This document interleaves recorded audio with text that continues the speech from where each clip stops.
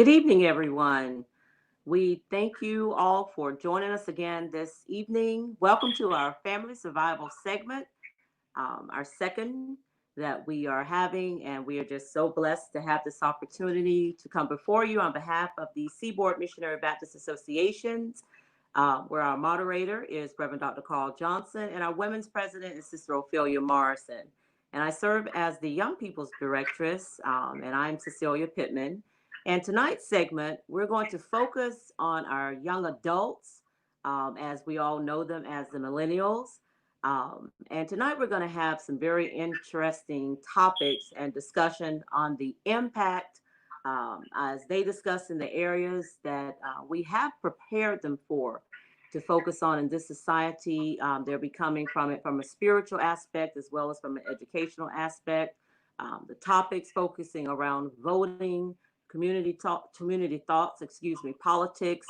Our theme tonight, though, we're focusing with to who do we go? And to bring the points of discussion and thoughts to you tonight in four areas, dealing with our faith area, we have none other than Reverend Al Jackson Jr., who is the pastor of the Greater New Macedonia Missionary Baptist Church in Miami, Florida, as well as he serves as our host. Yay, give him a hand clap. From our social aspect, we have attorney Ruby Lenora Green, who serves as Assistant Public Defender in Broward County, and we're pleased to have her with us as well. And from the community activist side of it, we have Sister Aiyana Edwards. She is the founder of Black Talk with ACE, which of course stands for her initials. And we're so proud of her for what she's doing in our community. And from our dialogue aspect with our millennials, none other than the minister Reginald Woods, who is a young adult, young youth pastor who serves in many areas, known throughout for his dialogue as to he's able to articulate and share many viewpoints with us. So we want to just focus tonight on those areas. The main, as we know, we have voting coming up very soon. We have, of course, in Broward County, the final days of registration coming up, July the 20th. And we just want to make sure you saw the date. The date said November the 4th, but of course, our general election is November the 3rd. But the key point that was with that is we always hear about things the day after. So we don't want to wait for November the 4th and say what we could have done, should have done, would have done. We want to look at what we can do right now beforehand, before we wake up that morning and see how everything has affected in the voting, our city, our district, our state, as well as from our governmental side. So with that, I'm turning it over to our host this evening, none other than the Reverend Al Jackson Jr.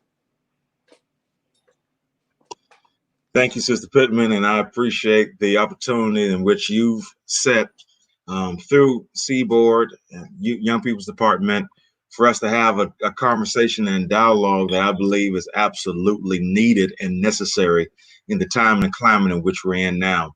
We want to stop before we get into our discussion tonight and before we get into the topics in which has been set before us. We want to first of all give honor to our moderator, Dr. Carl Johnson, and his cabinet and his leadership, and to our women's president, Sister Ophelia Morrison, to our layman's president, Mr. the Deacon Henry Saylor, who is on watching us today as well, and he gave us a shout out, as well as again our president of our Young People's Department, Sister Cecilia Pittman, and to all of the Seaboard staff. Pastor Caldwell, Sister Ollie Turner, Sister Sharon Davis, to everybody, but Brother Holman, everyone that's a part of our Seaboard family.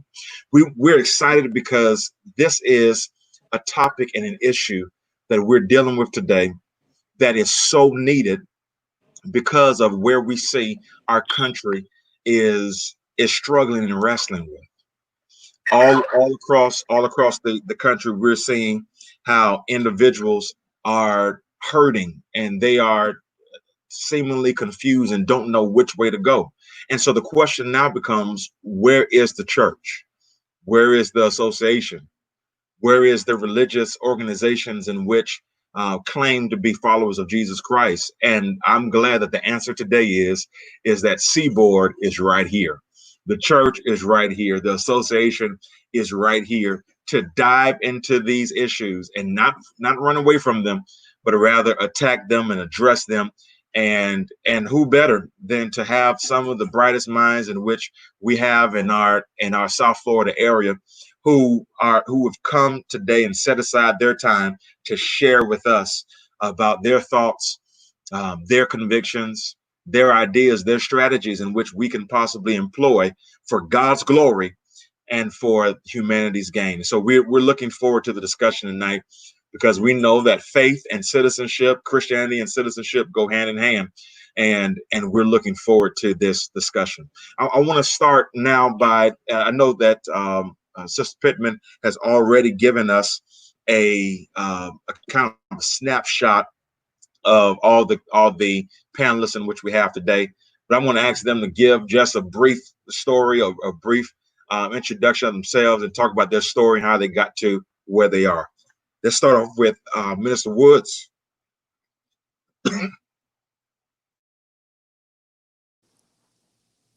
Hey, I'm Minister Woods, live in the South Florida area, Miami area.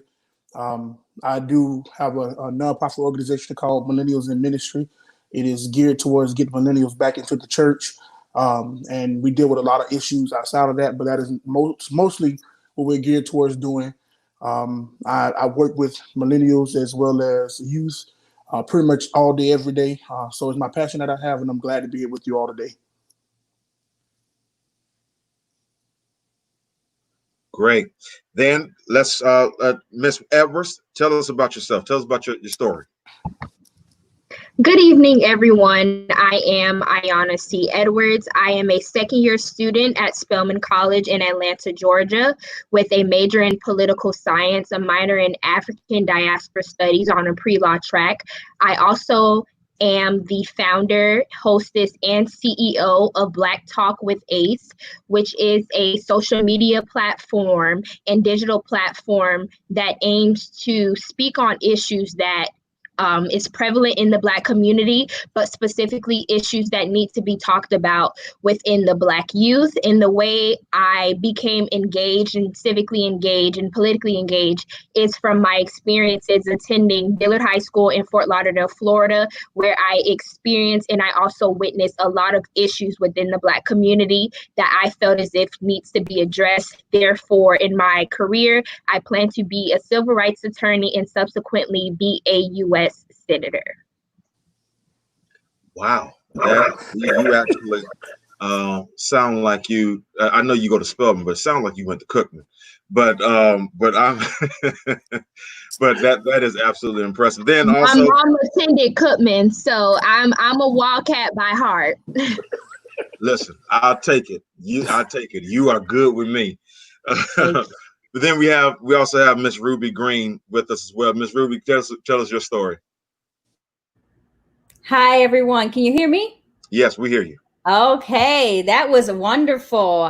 My name is Ruby Lenora Green. I am from Pompano Beach, Florida. I grew up in the church, dancing and singing in the choir. I actually still do dance liturgically. And currently, I'm an assistant public defender in the career criminal unit at the Broward County Public Defender's Office. I'm one of 15 siblings and the only one to graduate and go to college. I'm a mother of an amazing 13, soon to be 14-year-old. And I've been working in public service, and there are several things that happened to me in my life that led me to public service. I was a mute in school starting out. I was very shy, and people basically told me that I wasn't going to be able to read, and I stuttered, and then I ended up winning a school spelling bee. And by the second grade, I was actually the sole document signer in the household because my mom couldn't read or write. She had to leave school early when she was young in order to pick beans, cottons, and strawberries in the fields. By 13, I was sold for drugs. by 16, I was told that I wasn't going to be anything in life. And, even though I was running track and even though I was playing flag football and volunteering, despite that, I still thought that for the rest of my life, I was going to be working at McDonald's. And there are things that happen in our lives that, are designed to break us, but we just need to know that we need to have faith. I graduated from college within 3 out of the 4 years, then went on to law school, graduated law school early as well within 2 out of the 3 years. In 2015, I was Legacy Miami's top 40 under 40 leaders of today and tomorrow. I'm the first Black president of the Broward Association of Criminal Defense Lawyers. And I actually became chief of county court by the age of 28 at the Broward County Public Defender's Office. It's important to give back. We need to understand that we need to help others open more doors and, so that people can realize that they can achieve their goals in life as well. Wow, that's amazing. That leaves me speechless. That's amazing. As everyone can see, we have a powerful panel today, and I'm excited about it. And so before we even get started with the questions and the topics of discussion, I want everybody to do me a favor. I want you to do me a couple of things. Number one, I need you to make sure that you like. I need you to make sure that you share this video. I need you to make sure that you let everybody know, hey, listen, log on to this discussion, because everybody needs to hear what we're talking about. And then as well, I need you to make sure that you log on to facebook.com/Seaboard Baptist for Seaboard's Facebook page. We want to make sure you like that page as we are building Seaboard's social media platform, and we definitely want to make sure that you are a part of that. If you have any questions, write it in the comment section. We can see all the comments over here, and so if you have any questions, any comments, anything you want to add to discussion, we don't want it just to be a monologue. We want it to be a dialogue. So we need you to make sure that you say, listen, I got a question, and we'll make sure that we'll address it and we'll answer it to the best of our ability. With that being said, hey everybody, let's go ahead and let's start the discussion. Let's talk about it.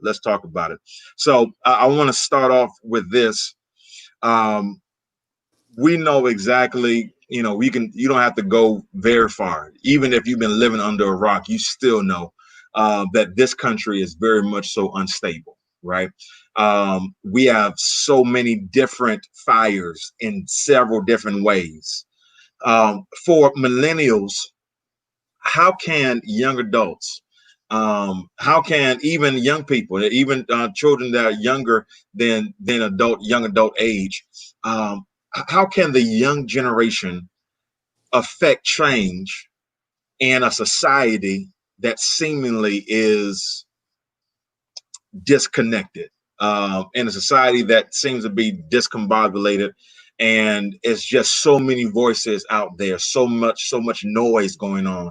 How can young people within the church involve themselves or input their voice, amplify their voice to make a difference in this society? I wanted to get your thoughts on that. How can we as a young generation affect real change in this community, in our country in which we see today? Anybody can jump in first.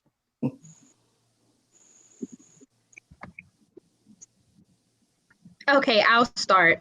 So I believe that the first answer to that question is you have to find passion. I believe that passion is something that gears an individual to do whatever they want to accomplish, whatever they aspire to do. So the first thing is we need to find passion, and we need to find out what specifically do we want to see change in. And that's the individual thing that each individual and each young person has to do. And once an individual is able to identify whatever it is that they're passionate about, you can then start to formulate coalitions and formulate groups and formulate big, massive groups of people that have the same goals and have the same aspirations for the world. And that's something that I want to focus on, and I'm going to continue to focus on with the Black youth in my community, and specifically the Black youth within the church. We need to become unified. I believe that that is one of the main reasons why we have not seen what we could have accomplished in the last few years, because we aren't unified enough. So the first thing is, I believe that we need to find our individual passions, and then we need to somehow formulate a way where we can all be unified in that. And with that, we'll be able to spark change and promote change. So I love that answer, and I want to kind of press that point and ask the question, because you brought up something very very key. It's not just about you using your voice, but voices are stronger when they're all saying the same thing, right? Mm-hmm. And so if we were all just yelling and all just saying random stuff, then it would be confusion, it'd be mess, and it would be exactly what we're seeing now. But if we all had a unified voice with a unified statement, and saying the same thing, then that message would echo throughout the community and country and even the world. So this is my question. What, in your opinions, should be the issues, the topics, the passions that this generation should grasp and adopt and embrace to be able to have that unified statement? What issues, what statements, what movements do you think that we should all collectively work together on? I think I think the first thing that we need to do is go back in the past and use the African terminology of Sankofa, which means to go back and get. And when you presented that question, the first thing that I thought about was organizations like the NAACP. You know, those organizations that were formulated based off of obtaining civil rights for Black people and minorities. So I think that it's as easy as seeking membership in organizations whose main mission is to empower and uplift the Black community. And then to answer your other questions regarding what topics should we find passions in and what topics should we, solely be fighting for, it's literally everything that makes up our daily lives. It is the medical field.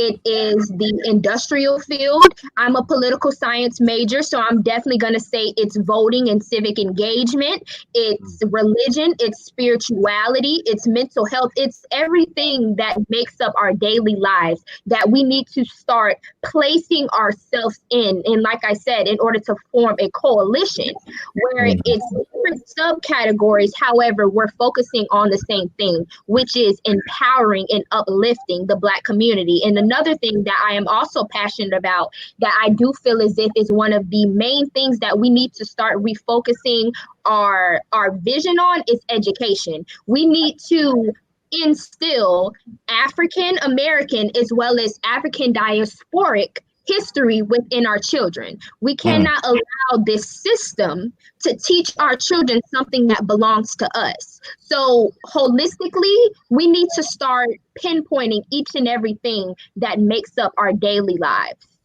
Yeah. Ms. Green, I saw you wanted to jump in on this. That was a wonderful answer. When I think about, because I'm in it, the criminal justice system, and everything that Aiyana said is most definitely true. When we think about the criminal justice system, and everything that's happening now is what we needed to be doing. And we need to be unified, right? Because the criminal justice system serves as a mechanism that has historically left our neighborhoods under-resourced and our people over-criminalized. And it has left traumatic effects from education to healthcare to the prison, the school to prison pipeline. And that is what we need to focus on. We as a people also need to stop telling our kids that they're too young, right? We need to make sure that they're getting out there and they're doing things, because the Bible says, let no one despise you for your youth, but set the believers an example in speech, in conduct, in love, in faith, and in purity, right? So we need to be ready for every good work. And that's what the Bible says. We can do all things through Christ that strengthens us. And that's what we need to instill that into our youth and into the people that we know today. because it's not happening. You know, we felt defeated for a very long time. And what is impossible for man is possible for God. And the enemy can't stop what God is going to do in your life. He just tries to get you to doubt what he's going to do and get you off a course. But you need to stay your course, right? You need to stand up and walk in your victory. And that's what we need to teach people to do. Talk, Reverend Ruby. I'm telling you, I'm trying to figure out if you're an attorney or a preacher. I'm trying to figure out. Man. Listen, I grew up in the church. I know. That's awesome. That's awesome. Minister Woods, you want to weigh in on this? I agree with what both of the young ladies said. But with that, I also think that with that comes, we're known as the microwave generation. We're known as a generation that wants everything right now. So when the unity does come, when after a week or so we get tired and we no longer want to go out and protest and fight the good fight that we've been fighting for, I think we have got to stop being unified for just a week and be unified until the situation is resolved. We have definitely, I mean, whatever situation we're facing at that time, whatever, we've got to stop being the microwave generation. Go back to George Floyd. We were protesting. We were doing everything for a week. Now, how often do you see the protests happening? They're not happening. Yet police brutality is still happening every single day. We've got to, I am strong on the unity, but I also think we've got to stop being the microwave generation, and we've got to keep fighting the good fight because it has not stopped. Our grandparents did it up until the time they passed, and we've got to be that generation of long term who's willing to keep fighting until we have that particular situation resolved. So I want to ask a question on that because, you know, this year, many people have said, I've heard several commentators talk about how everything that's happening is just kind of like the perfect storm. It's just like the right amount of ingredients with COVID and Trump and George Floyd and internet and all this stuff that has just kind of been the right amount of ingredients to form this radical social, demonstration in which we've seen, and we've seen so many protests and so many demonstrations. We've seen riots as well, and we've seen peaceful protests, and really we've seen more peaceful protests than riots, although the media oftentimes focuses just on that. But we've seen this call for major change, right?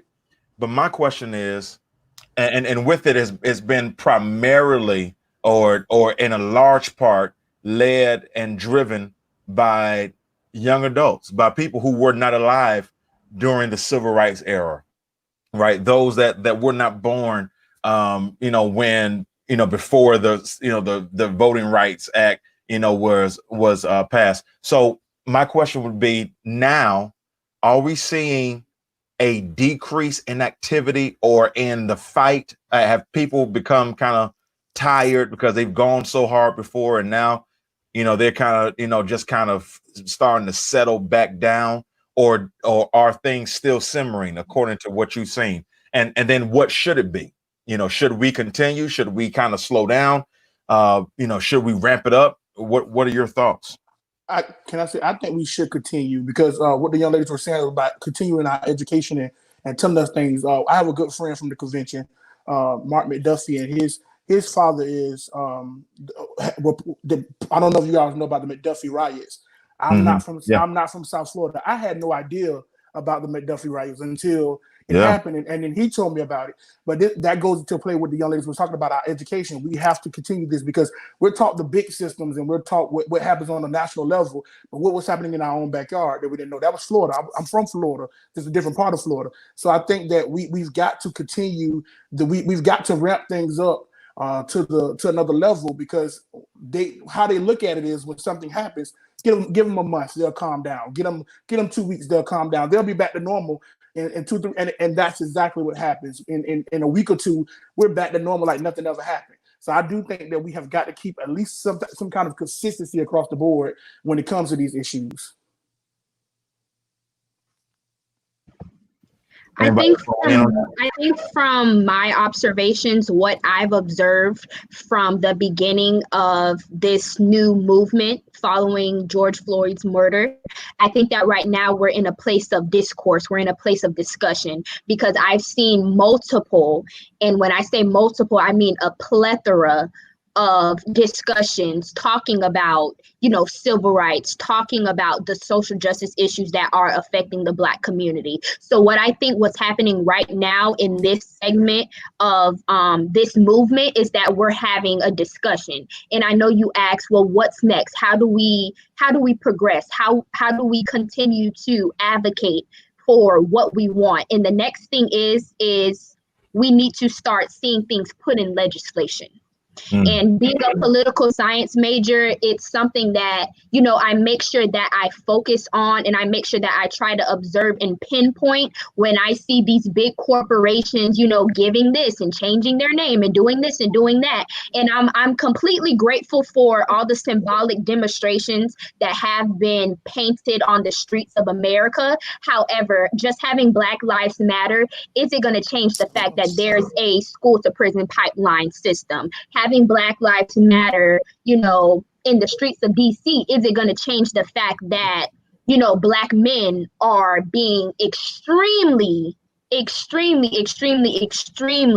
criminalized in our criminal justice system? It's not going to change the fact that Black women are dying at extremely higher rates than any other race. So what I think needs to happen now is all this discourse that we're having, we need to now start seeing that in our legislation. And how do we get that? We need to vote for those people who have Black people on the agenda and on their agendas as well. Right. Great. So you mentioned voting, and that's where I kind of want to segue into, because voting is absolutely important. Number one, from a historical standpoint, in which our grandparents, and this is not something that happened 100 years ago. We're talking about something that happened within the lifetime of our grandparents and definitely our great grandparents, that they fought for our right to vote. And fought for our right to be represented. And so now we are hearing rhetoric from many of our peers of why they don't vote, and why they don't give their voice to the electoral process. So is voting, of course, we have voting suppression, and we have, people that talk about, there's, our votes not being counted. People are taking our votes and throwing them away, and they're only going to elect who they want to elect in there. So is voting still efficient? Is voting still important? Or should we look for other ways to make change within our country and communities? No, want to know what? Voting is definitely important, and we need to make sure that people understand why it's important and what the people before us fought and died for, right? So when it comes to voting, I know a lot of people, like I said before, they feel defeated, right? They see that we have a pillar of the community that we put up, and then everybody's talking about them. Everybody has so much more momentum for this person, like Andrew Gillum. And then he loses, right? But they also have to understand that there is something called voter suppression, and we help that. We help that fluctuate through our communities, and we don't know it. People pay for our votes. So if we have people out in the streets that say, "Hey, I can't even afford to, feed my kids," and then somebody comes up to them with $100 and says, "Give me 100. I'll give you $100 for your ballot, for your vote." That hurts us. And it's rampant in our communities. And I see it every single day, because I just started running for public defender. This is my first time running, and I'm seeing all the situations and issues in Broward County that is happening now. Like situations where Black people are not for their own people, only because they need resources that we cannot provide for them. But a white person with, hundreds and thousands of dollars can. So, Ruby, I want to ask you specifically this question. How important, this is a two-part question. Number one, how important is it that, and I know you're running for public defendant, how important is it to see people that look like us in these elected positions? And then the second question is, should we vote for just everybody who looks like us in certain positions? Okay, so I'm a go there. No, we can't vote for everybody that looks like us, because everybody that looks like us, all skin folk ain't skin folk. Okay, Right.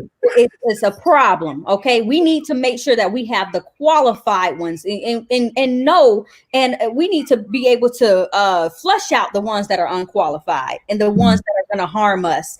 But when it comes to situations of having people that look like us and why it's important, diversity is so important. When it comes to the criminal justice system, it's important for us to have judges that look like us. When we have witnesses that take the stand and says someone shot the door 3 times, that don't mean they actually shot it with a gun. It means that they closed the door. We need people that understand that that's what that means, right? We need people that work in the public defender's office that look like us, because they understand what we go through. Not that we're trying to instill sympathy from everybody. That's not what we're trying to do. But they need to understand that, not everybody grew up with a silver spoon in their mouth. I come from where the people in which I represent come from. So I know the issues that we have. And because you didn't grow up in that same situation, the problem is that you're just going to look over it and you're not going to understand. So we need people to understand where we're coming from. When we have prosecutors that look like us, they're able to sit there and get the mitigation, because a lot of people don't understand that prosecutors are the most powerful being in the courtrooms, because they can waive minimum mandatories. The judges can't waive minimum mandatories. They're bound by statute to enforce a certain minimum mandatory. We just got 2 cases in our office just this past month for people getting charged with burglary dwellings for taking mangoes from trees, which is insane. That's mandatory 15 years in Florida State Prison. But if you have someone that come from where we come from, where we love mangoes, hey, mango season in May through June, and we know this. And we as kids used to go around to everybody's trees taking mangoes off their trees. Can you imagine going to prison for something like that? But if you have someone that's where you're from and you understand that this is a situation, and sometimes kids are hungry and, mitigation purposes, we need to have people like that.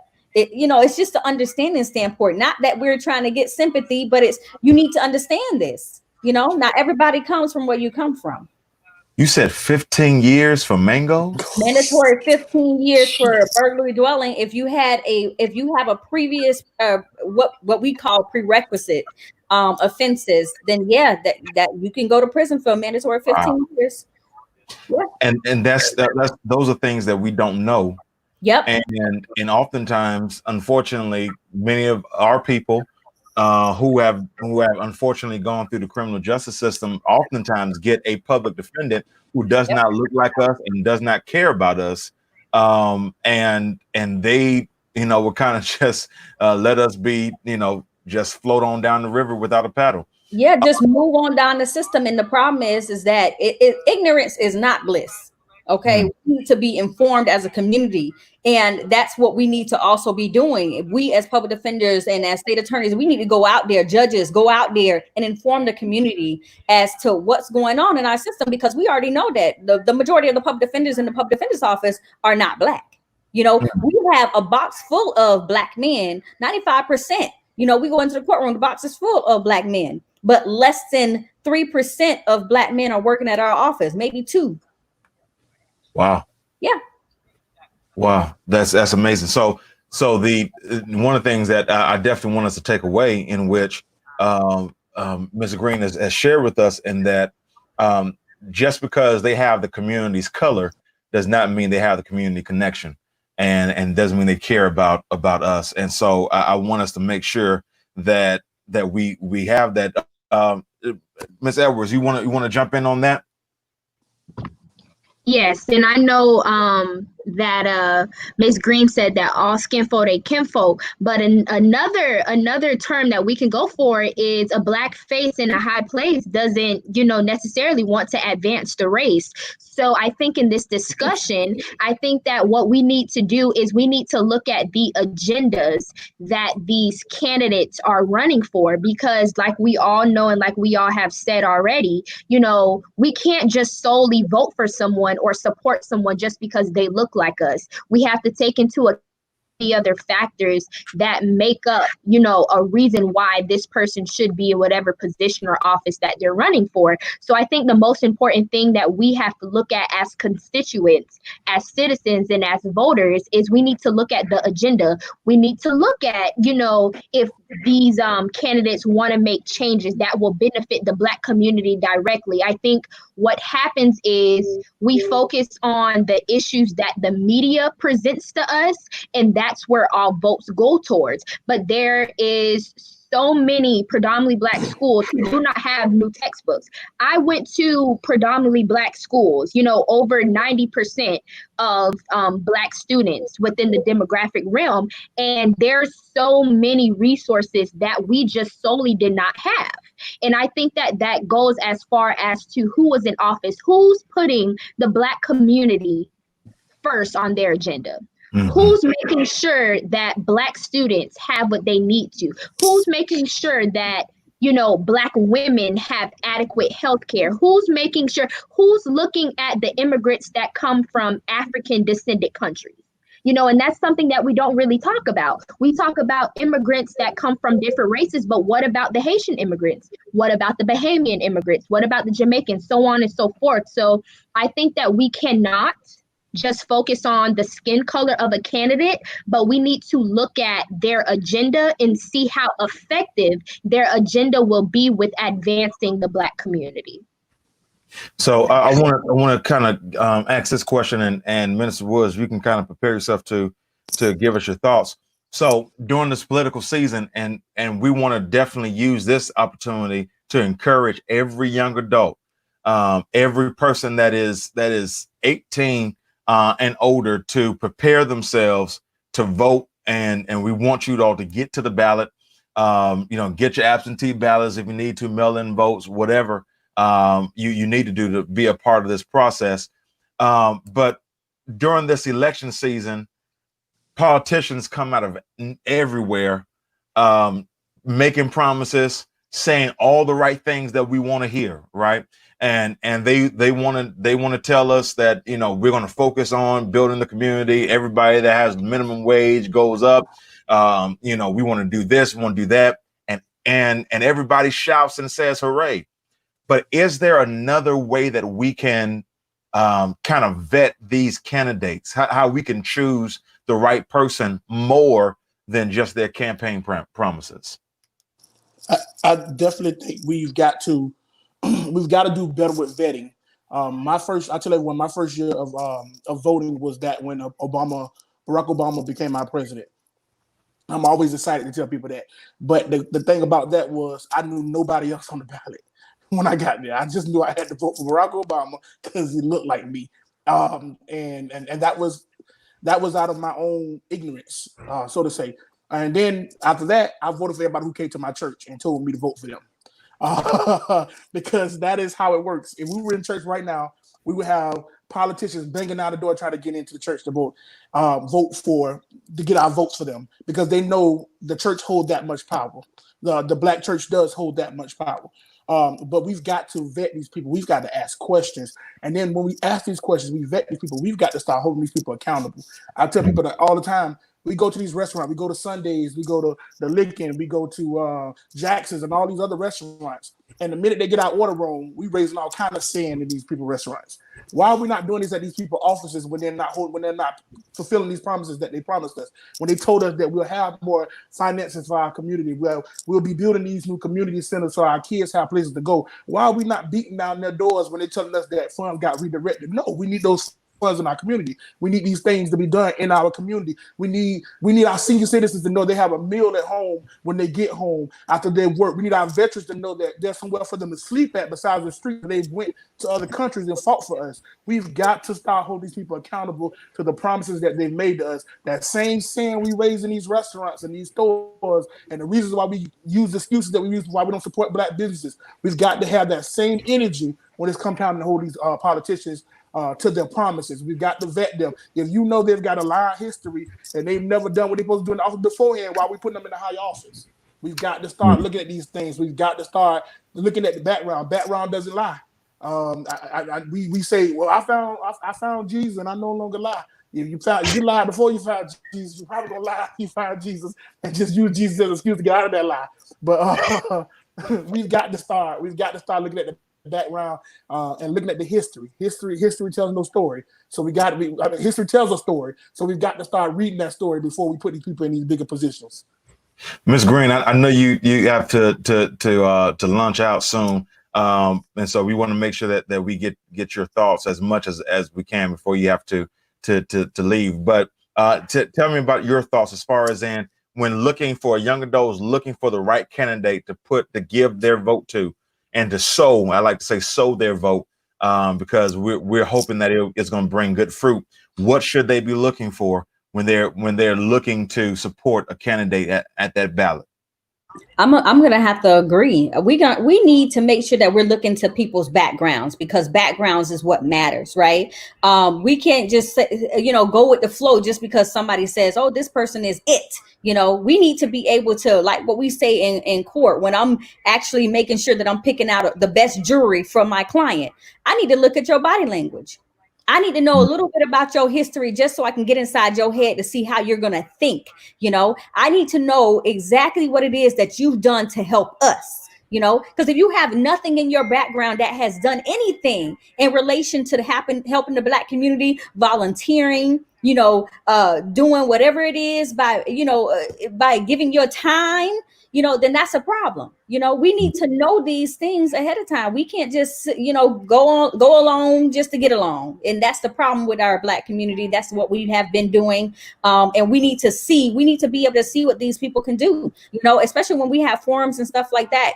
Don't let them hide away with their cameras off and stuff like that. See if they can, speak eloquently, see if they can, do what it is that you need them to do. Because that's the problem.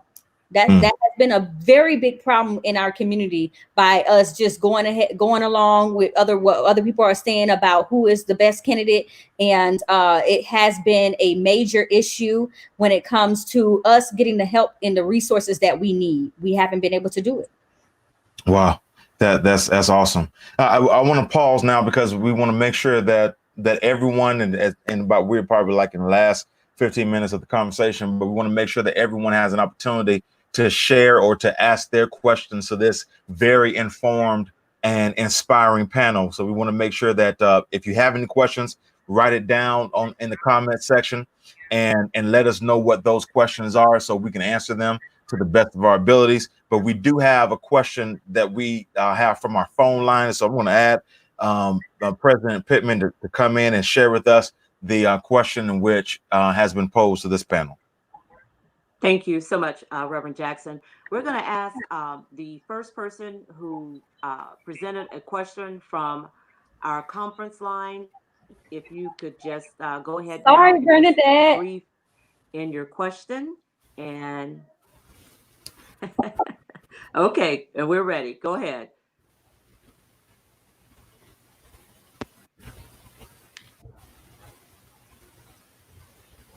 Okay, are you, let's see, Brother Stewart, are you there?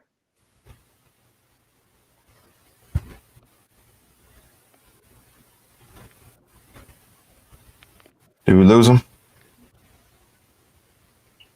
Brother, okay, are you there?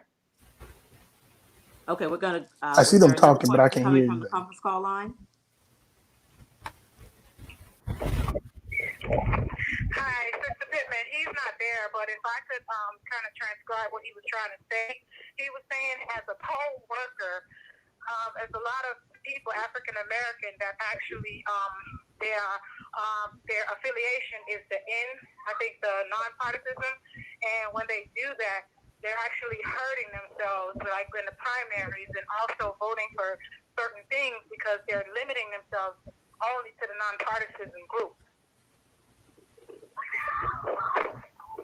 That's a sister. Okay. Okay.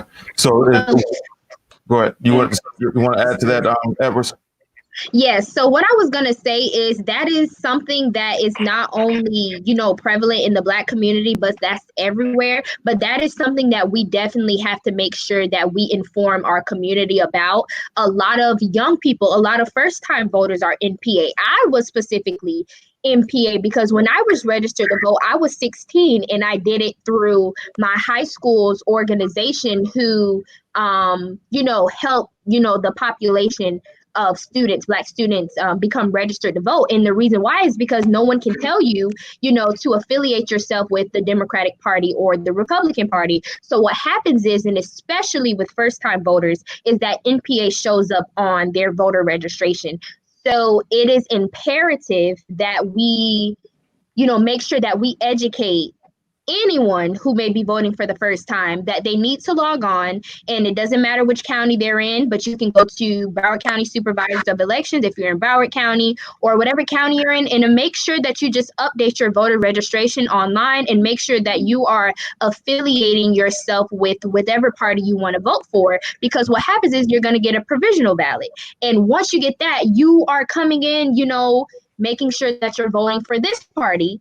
And once you get a provisional ballot, whatever is on there is whatever is going to be on there. So we have to make sure that we are informing our community to make sure that their voter registration is up to date. So when they get to the polls, they are able to vote for whoever they desire to vote for. We also have to understand that you're not always going to be able to vote for whoever it is that you want to vote for, because let's face it, Florida is a closed primary state. So just right now, if you're MPA and you have somebody who you really want to go for, like all of our constitutional offices, they're not nonpartisan. They're not, so you have to pick a side. If you're going to do Republican or you're going to do Democrat. And if you don't pick a side, then you're letting all those votes go that we could have when it comes to voting for the constitutional offices. And the constitutional offices are important. And we have the state attorney up, we have the supervisor of elections up, we have the public defender up, we have the clerk of courts up. All of these people, basically have situations where they're putting in place things that can affect us in our communities. So that's what, when we think about constitutional offices, we need to think about, oh my goodness, I need to pay attention to this. Absolutely. Yeah. Do we have another question, Sister Pittman? Do we have another question coming from the conference call line? Okay, Reverend Jackson, we're going back to you, sir. Okay, got it. Great. So that is absolutely important. So I want to ask a controversial question. All right. So we're talking about NPA. We're talking about Democrats. Talk about Republicans. The Black community over the past few years has been largely deemed as a Republican or Democratic community.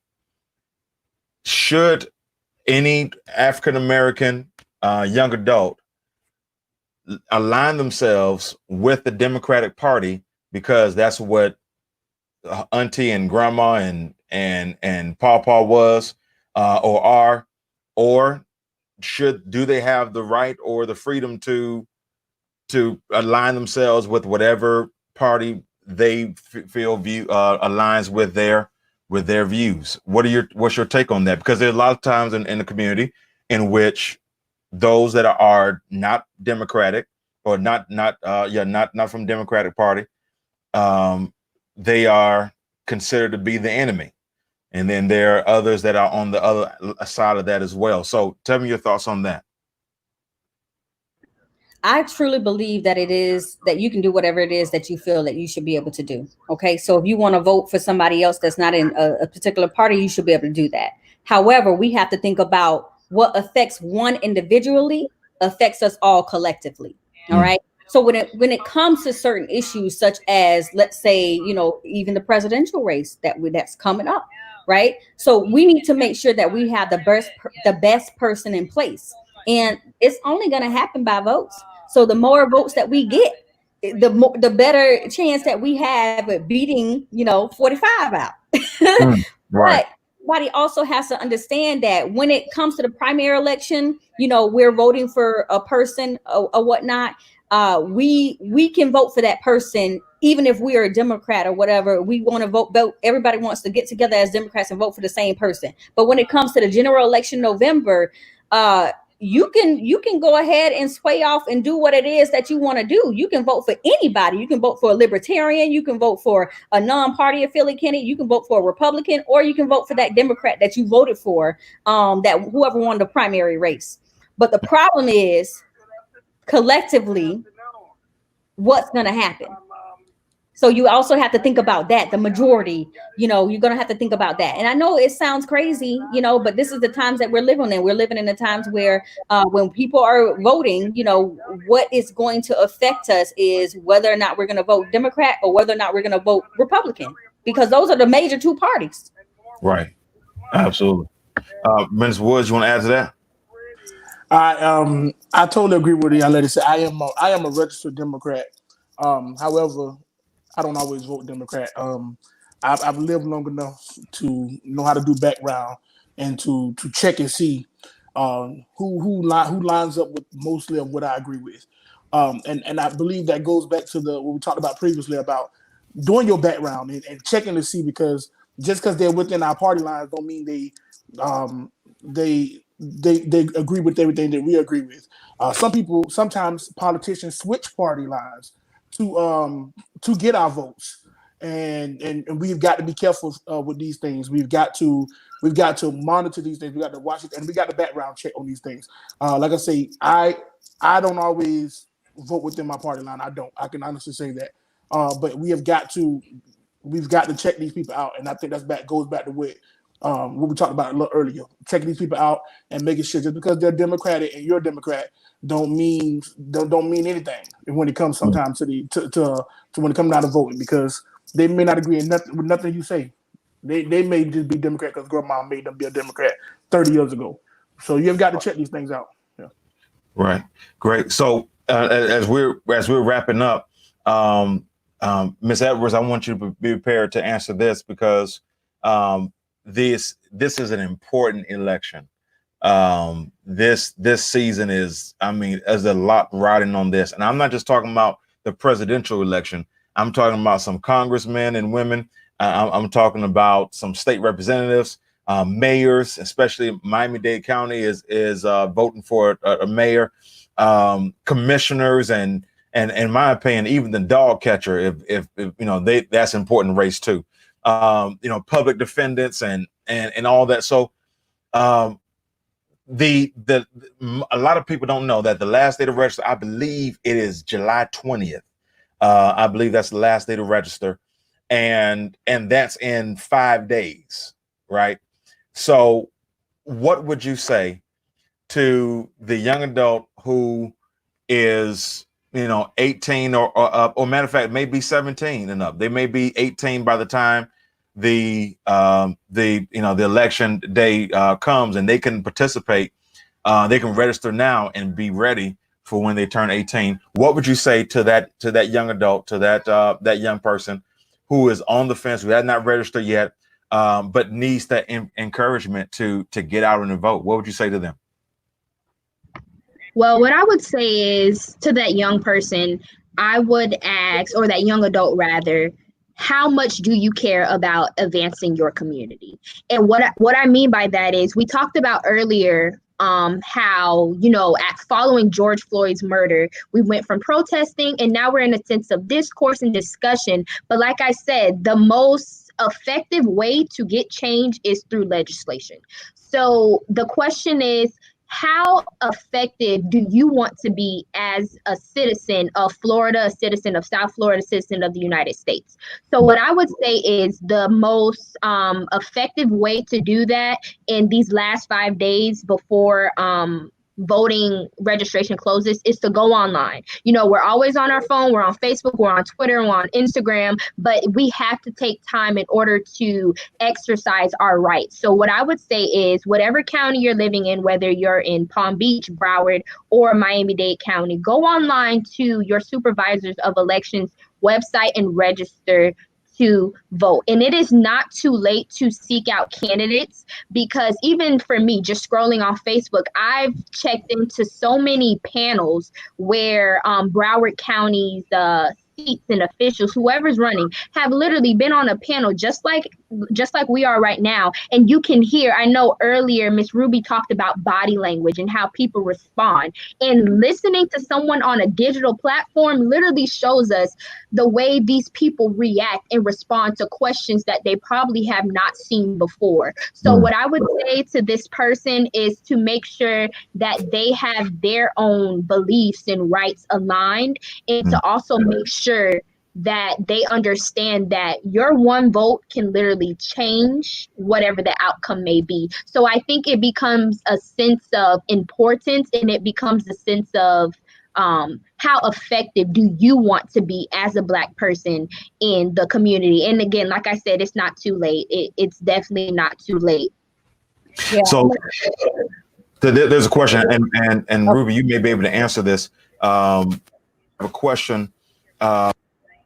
Miss Paulette, who's a part of our Seaboard Association, and she asked the question of, is there a dummy site that can help me understand these amendments? The vernacular at times can be confusing.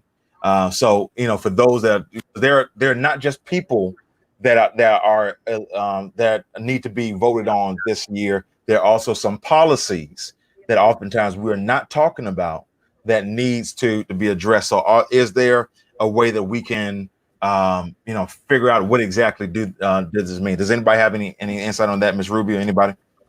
This is the thing about when it comes to those amendments.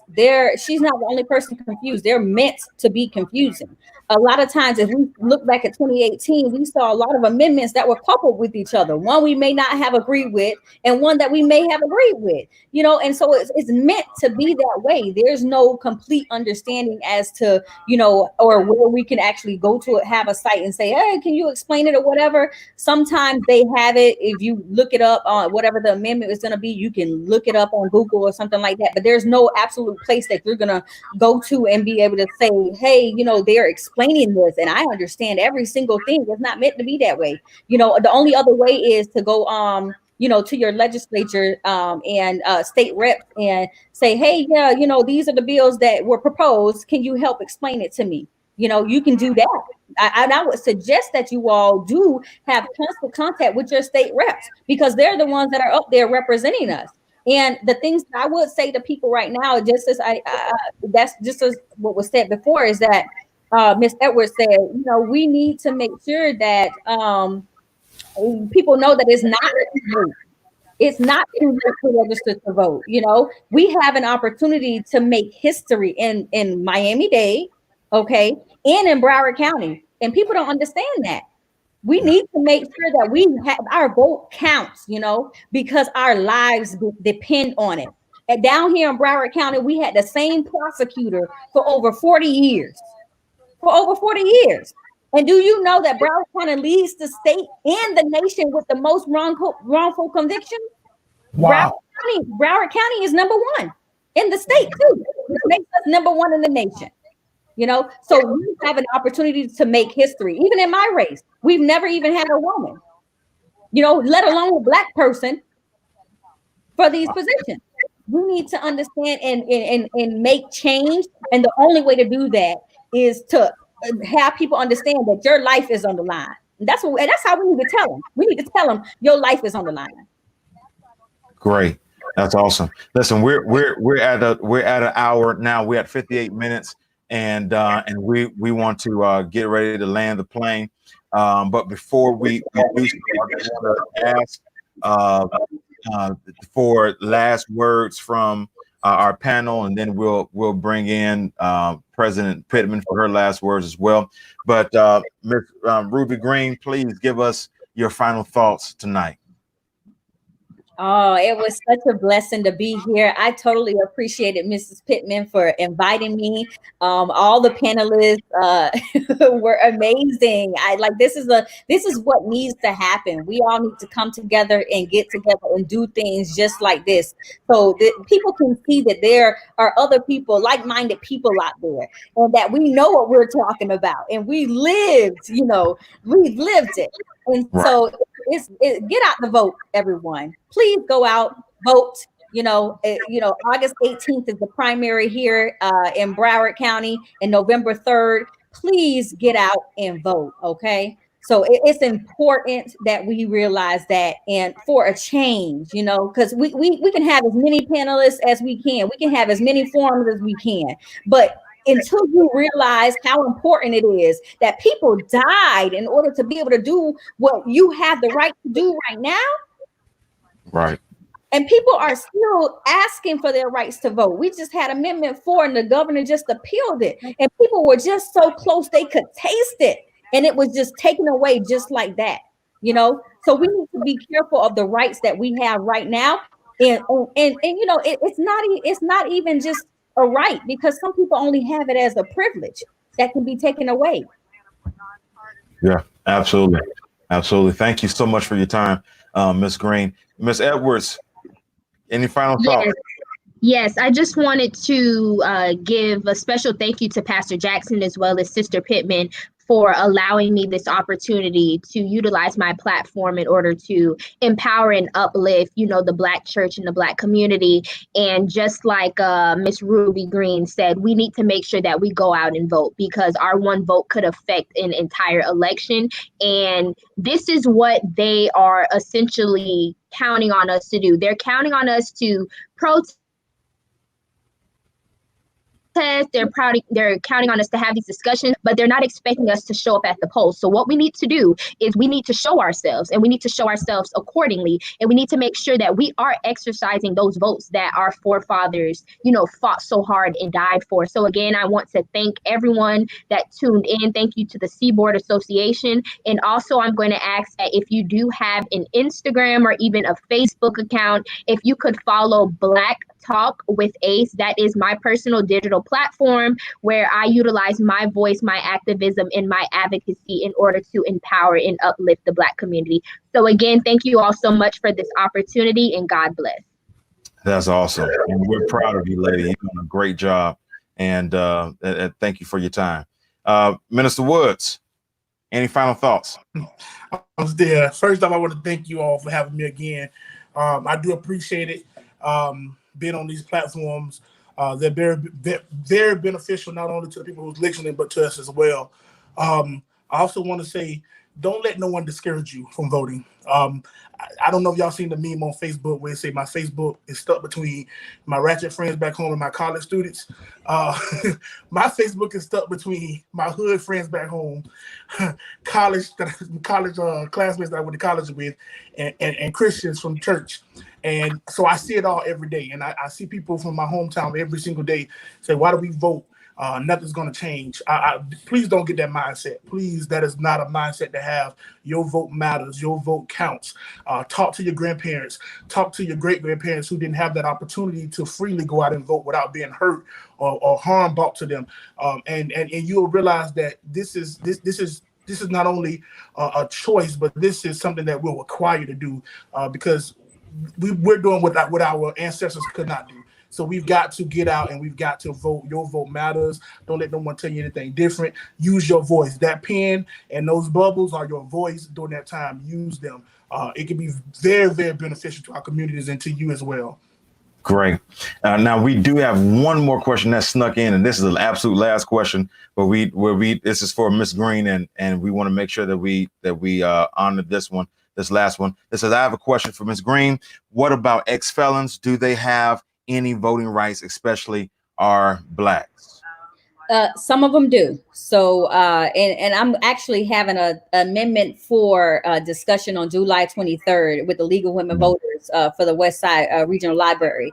But if I go through this, it'll be too long. But I'm going to just say simply, some do if they've completed their sentence. and all of their fines and fees are paid as of this moment. It was Judge Hinkle had basically submitted an order saying that, you know, it's a poll tax. Nobody doesn't need to be able to have their fines and fees are paid. Are you kidding me? Most of the majority of the people who are ex-felons are indigent, you know, so they didn't have the money for the fines or fees. So this is a poll tax. You're just trying, it's another tactic for voter suppression. So that's basically what he said. And then the governor, of course, appealed that. And so now we're all on hold. So if there are no fines or fees and you have restitution, then no, you cannot vote. And that's an issue that we need to restore our felons' right to vote, and we ought to be dogged on if you allow it to take it away. We've been suppressing our vote for not just a few years. This has been for generations, and we definitely have to make sure that we fight. Listen, everybody, July 20th, the last day to register. Please register to vote. If you know anybody that's not registered to vote and they're eligible, let them know that they need to register. They need to register. I'm talking to all grandparents and great grandparents and nieces and aunties and uncles, that you got nieces and nephews, grandchildren and children that need to vote. Tell them you're not going to make them no more sweet potato pie until they register. All right. Let them know that they are cut off. All right. Everybody needs to register. And then after you register, educate yourself. Then after you educate yourself, then go out and vote. All right. Let's bring up our leader, our president of the Young People's Department, Miss Cecilia Pittman. Hey, all I can say is to God be the glory. I know that this platform tonight, because we are virtual, if you will, there's a social aspect that, again, we do want to focus on, that this is from a spiritual as well as a social aspect. We just thank God for everything that has been done and said tonight. Seaboard's theme is learning from the past, leading for the future. And I think that everyone that has been listening to this panel tonight, or either viewing them via Facebook Live, that I think we all can say that we are in good hands.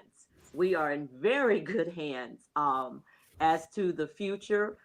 Don't believe the hype when you hear about our young adults and our young people. I'm just an advocate for them. And I think most everybody knows now.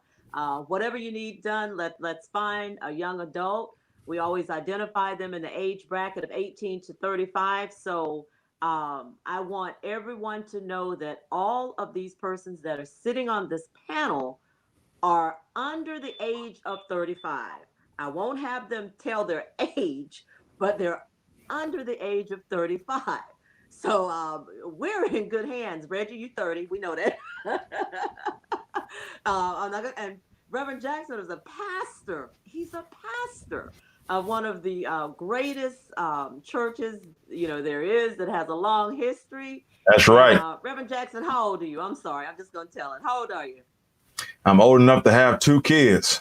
And man, and I feel older by the minute. Yeah, but he's in his 30s. Let's put it right there, okay? For now. Yeah. And Sister Green, she's right there as well. And then we know Sister Aiyana, she's there. Look, you see the 2 women. I didn't ask them to tell their age, because that's something you don't do. But we're in good hands. And from what you heard tonight, I just pray we all believe that. The scripture that's referenced also tonight with our theme of to who do we go, the theme references that what is in your heart, okay, will come out of your mouth, and it will show as well. And it is so, I won't say irony, but it was just profound that when Sister Green was speaking, as well as Aiyana, that's something they focused on, of how you say things and the body language, if you will. There's so many things. And let me tell you, if no one else doesn't know it, they always say, of course, from a child, but our young adults as well, they notice a lot of things that we don't. So let's keep in mind that we are in good hands. I thank them for everything that they have offered tonight from a political as well as a social aspect.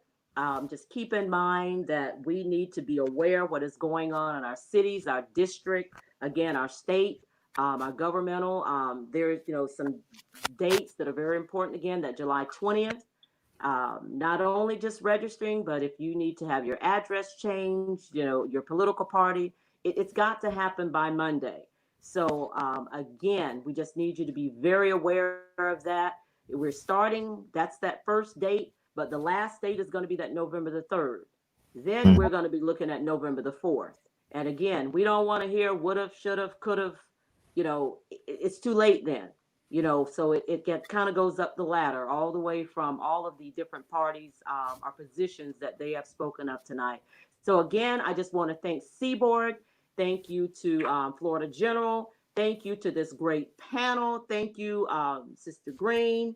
Thank you, Sister Aiyana. Thank you, Minister Woods.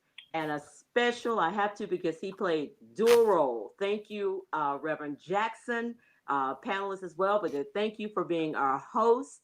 We do thank our moderator, Moderator Johnson, for allowing this to take place, as well as our women's president of Seaboard, Sister Ophelia Morrison, for allowing this to take place.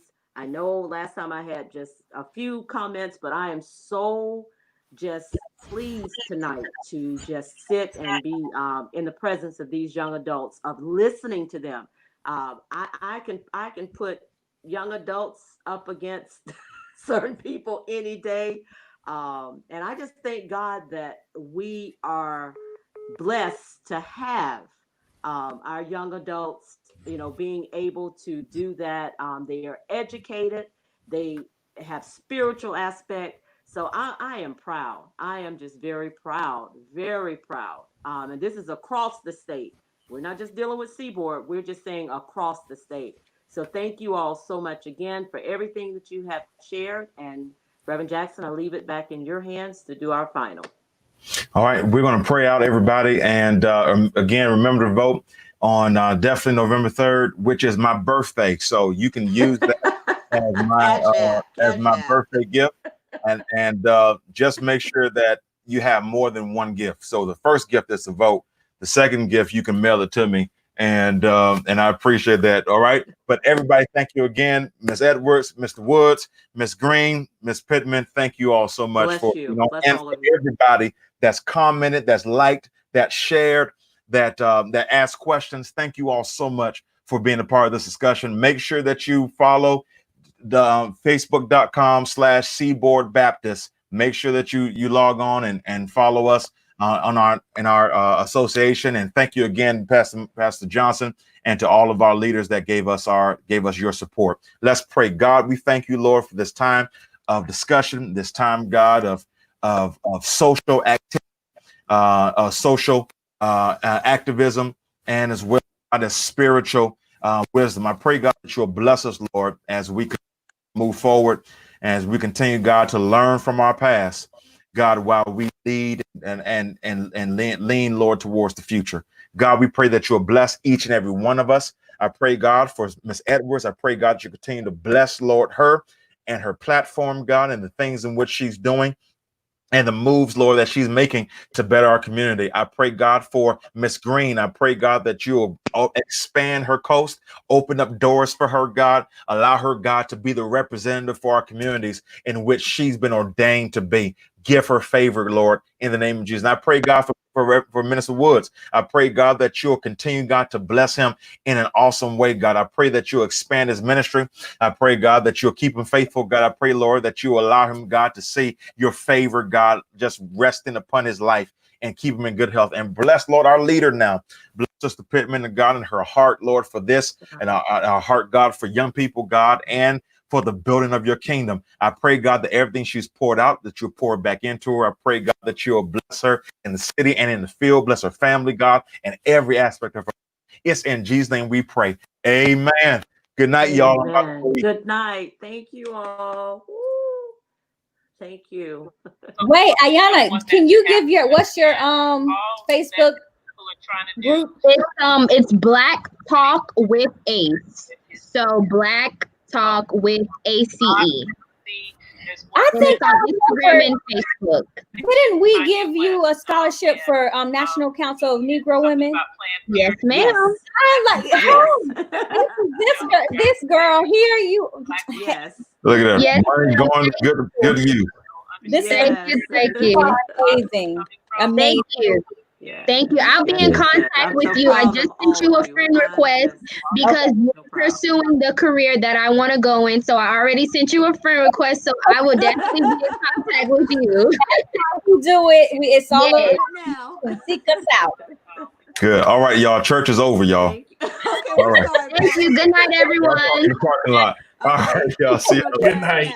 Okay, I'll be in contact, everybody. Thank you. Thank you.